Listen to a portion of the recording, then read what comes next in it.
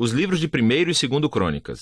Embora sejam 2 livros separados em nossas Bíblias, essa divisão não é original. Devido ao cumprimento do pergaminho, o livro foi dividido em 2, mas foi escrito como um livro com um enredo coerente.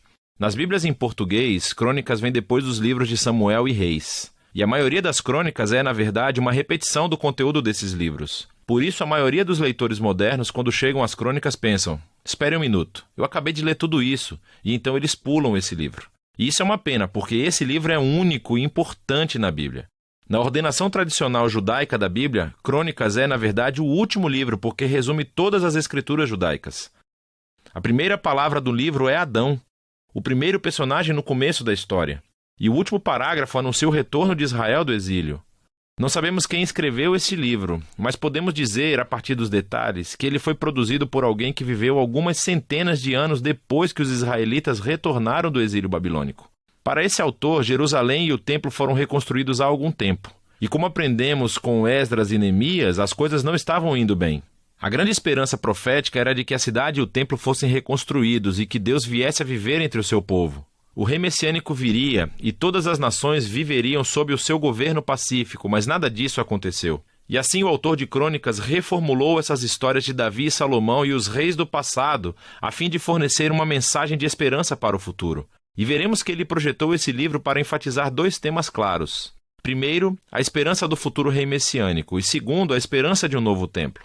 Vamos nos aprofundar e você verá esses temas no livro. 1º Crônicas começa com 9 capítulos de genealogias, longas listas de nomes. E você vai ler isso e pensar que é meio chato, e pode ser verdade, mas tudo isso é muito, muito importante. O autor está resumindo aqui toda a história do Antigo Testamento, nomeando todos os personagens principais das histórias. E ele molda as genealogias para enfatizar 2 linhagens principais. A primeira é a linha do prometido rei messiânico. Então, muito espaço é dedicado a traçar a linhagem de Judá, que chegou até o rei Davi, a quem a promessa messiânica foi dada. E a partir de Davi, o autor traça essa linha até o seu próprio dia.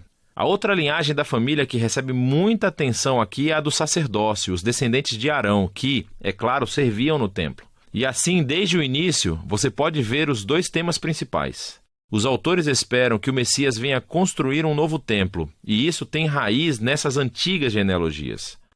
Depois disso, o autor avança para as histórias sobre Davi.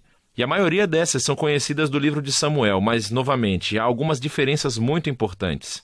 Primeiro de tudo, o autor deixa de fora todas as histórias negativas sobre Davi, onde ele é retratado como fraco ou imoral.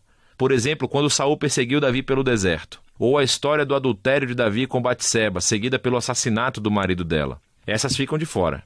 E o que resta são as histórias que retratam Davi como um bom rapaz.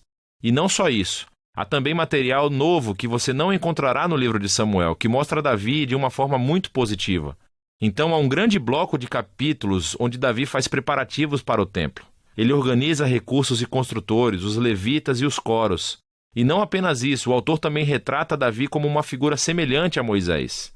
Deus deu a Davi planos para a construção do templo, assim como deu planos a Moisés para a construção do tabernáculo. Então, por que todo esse novo material sobre Davi? Tentando esconder as falhas de Davi, ele sabe que qualquer um pode ler sobre elas no livro de Samuel. Em vez disso, ele está tentando retratar Davi como o rei ideal, a fim de fazer dele uma imagem, um tipo de futuro Messias da linhagem de Davi. É muito semelhante à maneira como Jeremias ou Ezequiel falaram do futuro Messias como um novo Davi. E isso fica mais claro em como o autor reconta a história da promessa da aliança de Deus a Davi em 1 Crônicas 17.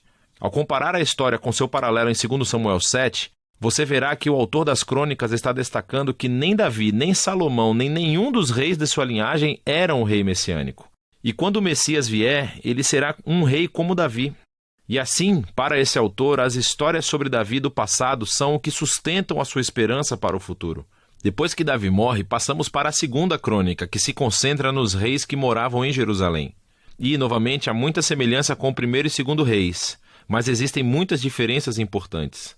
Assim, o autor deixou de fora todas as histórias sobre os reis do norte de Israel para poder se concentrar apenas na linhagem de Davi. E há muito material novo sobre esses reis da linha de Davi. Ele destaca os reis que eram obedientes a Deus e acrescenta novas histórias sobre como a sua obediência levou ao sucesso e à bênção de Deus. Mas ele também adiciona novas histórias sobre reis que foram infiéis a Deus. Eles não seguiram a Torá e levaram Israel a adorar ídolos. E esses reis enfrentaram consequências terríveis que levaram ao exílio de Israel, uma bagunça que eles mesmos criaram. E assim, toda essa sessão se torna uma série de estudos de caráter, onde o autor quer que gerações posteriores de israelitas aprendam com a sua história familiar. E assim tornem-se fiéis ao seu Deus e à Torá. Agora, a conclusão do livro também é realmente única. No final do livro, o rei dos persas é Ciro. E ele diz aos israelitas que eles podem voltar para casa, retornar do exílio, reconstruir a cidade e o templo. E ele diz na última linha do livro: quem quer que esteja no meio de todo o seu povo, que o Senhor, seu Deus, esteja com ele, e que ele suba. E é assim que termina o livro, com uma frase incompleta. Agora, é claro, o autor sabe sobre o primeiro retorno do exílio e as histórias de Esdras e Neemias. Mas claramente, em sua opinião, as esperanças proféticas de Israel não foram cumpridas nesses eventos. E assim, esse final incompleto mostra que a esperança do autor está em outro retorno do exílio. Quando o Messias vier finalmente reconstruir o templo e restaurar o povo de Deus. E assim, o livro das Crônicas, o livro final das Escrituras judaicas, termina direcionando o leitor para o futuro. Ele chama o povo de Deus para olhar para trás, a fim de olhar para a frente, porque o passado se tornou a fonte de esperança para o futuro. Assim, Crônicas conclui o Antigo Testamento como uma história em busca de um final. E é disso que se trata esse livro.